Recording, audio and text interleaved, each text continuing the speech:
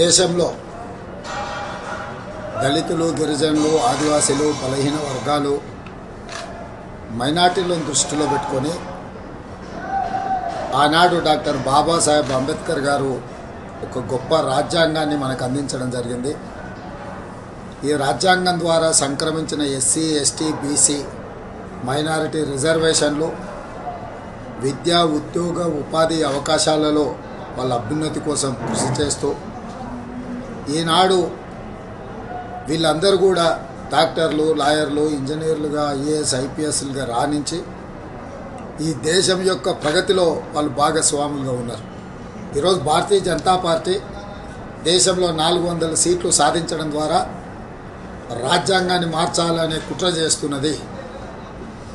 ఒకవేళ అధికారంలోకి వస్తే ఎస్సీ, ఎస్టీ, బీసీ, మైనారిటీల రిజర్వేషన్లు రద్దు చేసి రిజర్వేషన్ల రహిత సమాజంగా ఈ దేశాన్ని మార్చాలనే ప్రయత్నం చేస్తుంది. అందుకే 4 కోట్ల తెలంగాణ ప్రజలకు నేను విజ్ఞప్తి చేస్తున్నా.